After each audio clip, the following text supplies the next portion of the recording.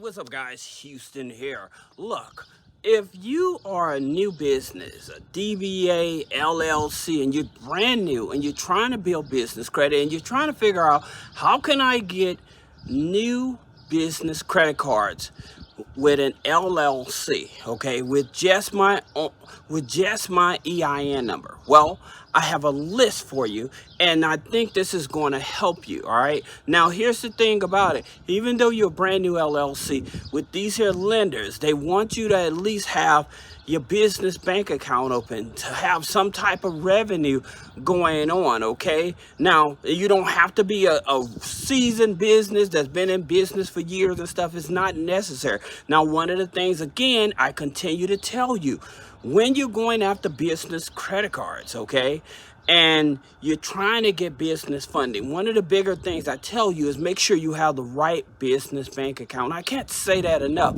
because that's what the end goal is in order to get business credit funding. If you don't have the right business bank account, your transactions and stuff won't be reported. So that's the reason I say, yes, you can have a community bank. Yes, you can have a credit union like Navy Federal. It's okay.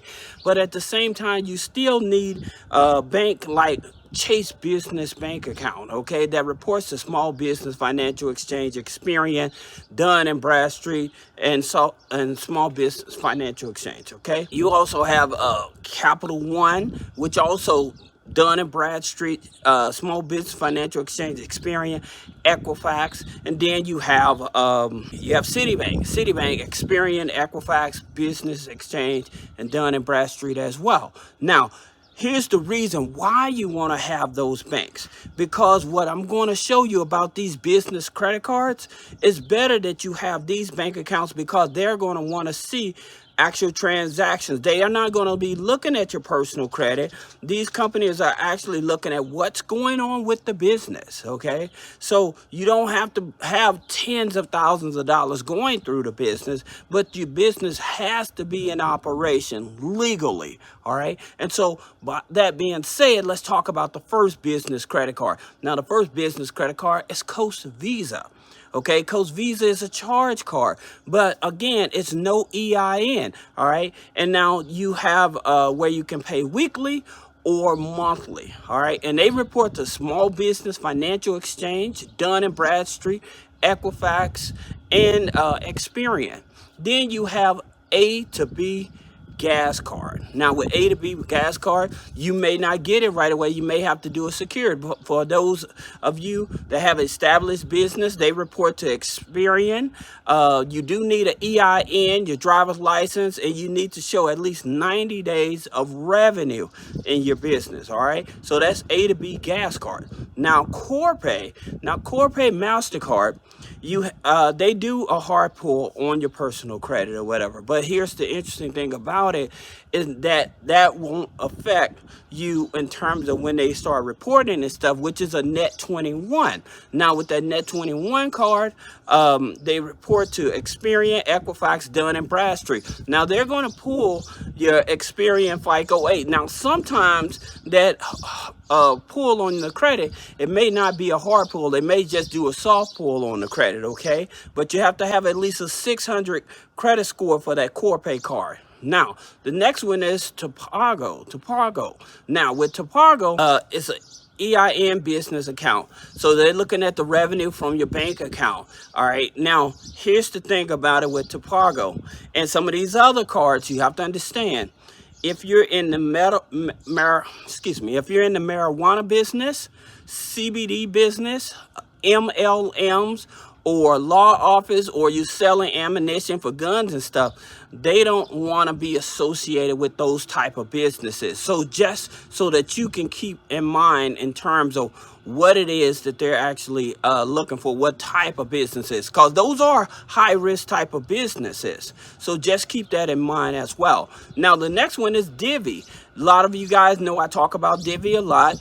Now that Divvy has, they used to have a credit builder program. And so they no longer have that credit builder program. Now you have to go with Divvy as an established business, okay? But they report to Small Business Financial Exchange and is shared with Dun & Bradstreet. Now, they have 3 different pay scales, how you pay your account back. You can pay back weekly, bi-weekly, or monthly.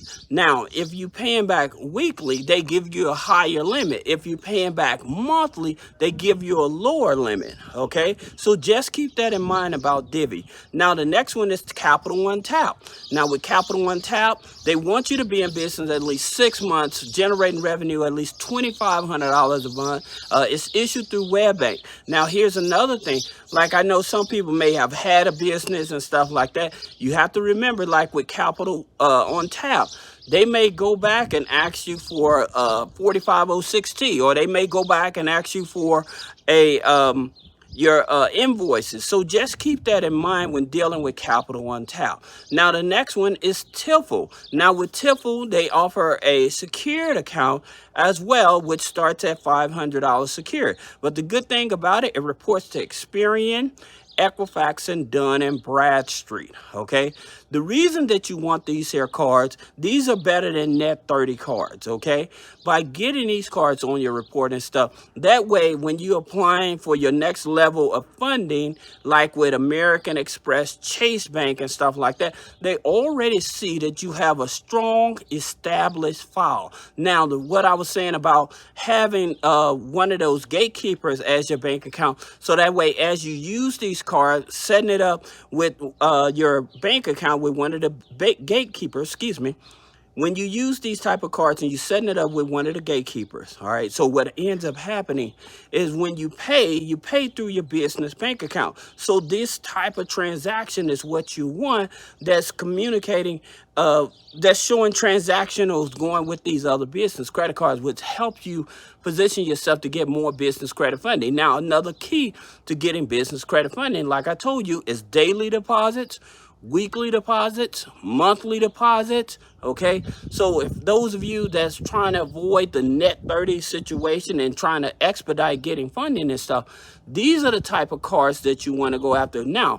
your next card, moving up the ladder, you have First National Bank of Omaha. Now, First National Bank of Omaha, they do offer a secured business card. Now, that secured business card, it starts at $2,000, but again, it reports to Small Business Financial Exchange, and they pull Experian FICO 9. Now, hey, I understand $2,000 can be a lot, but at the same time, what it is, you're building a relationship with First National Bank of Omaha, and by you building that relationship, what ends up happening, when you're ready to get a regular credit card, you will get a higher limit credit card, business credit card from First National Bank. All right, so that's the reason. It's a kind of a backdoor way to build a relationship with them. All right, now the next card is Bank of America Secured Business Credit Card. Now, with the Bank of America Secured Business Credit Card, another one of those credit cards that report to the Small Business Financial Exchange. Now, with Bank of America, it may pull your TransUnion FICO 8 in order to help you qualify for this card or whatever. But at the same time, building that relationship. I'm not a big fan of Bank of America, but at the same time, because their secure card actually does report, it helps build up your business bank rating and showing the deposits and utilization and stuff like that.